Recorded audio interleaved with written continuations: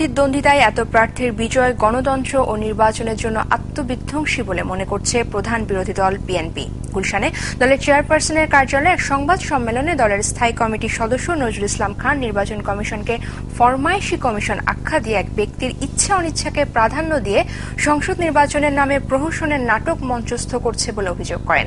সহকর্মীদের সহায়তায় আকবর হোসেন সুমনের রিপোর্ট। গণমাধ্যমে প্রচারিত সংবাদের বরাত দিয়ে বিএনপির স্থায়ী কমিটির সদস্য নজরুল ইসলাম খান এক সংবাদ সম্মেলনে সংসদীয় আসন বণ্টন নিয়ে সমালোচনা করেন। প্রধান রাজনৈতিক দলগুলো বাদ দিয়ে নির্বাচনের নামে প্রহসন হচ্ছে বলেও মন্তব্য করেন তিনি। কেবলমাত্র এক ব্যক্তির ইচ্ছা অনিচ্ছাকে প্রাধান্য দিয়ে নির্বাচন কমিশন আগামী জাতীয় সংসদ নির্বাচনের নামে এক প্রহসনের নাটক মঞ্চস্থ করছে। যারা ইতিপূর্বে জামানত হারিয়েছেন তারাও বিজয়ী হয়ে গেছেন। দেশের প্রধান রাজনৈতিক দলসমূহ নির্বাচনী প্রহসন বর্জন করার ফলে প্রকৃতপক্ষে নির্বাচনের নামে যা হচ্ছে তার যাই হোক নির্বাচন নয়।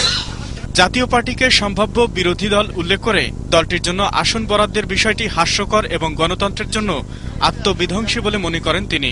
বিশ্বের কোথাও সরকারি দল সম্ভাব্য বিরোধী দলের জন্য আসন বরাদ্দ করে বলে আমাদের জানা নেই। এমন হাস্যকর ঘটনা গণতন্ত্র এবং নির্বাচনের জন্য শুধু মর্মান্তিক নয়, আত্মবিধ্বংসী। ক্ষমতাসীন সরকারের জন্য অনিবার্যভাবে এটা আত্মবিধ্বংসী হতে বাধ্য। এদিকে শহীদ বুদ্ধিজীবী দিবস উপলক্ষে বিএনপি আয়োজিত আলোচনায় সরকারের নির্বাচন প্রক্রিয়া দলীয় স্বার্থ রক্ষার ষড়যন্ত্র বলে মন্তব্য করেছেন বিএনপি নেতারা। গণতন্ত্রের নামে আপনারা এই দেশে সন্ত্রাস চালিয়েছেন।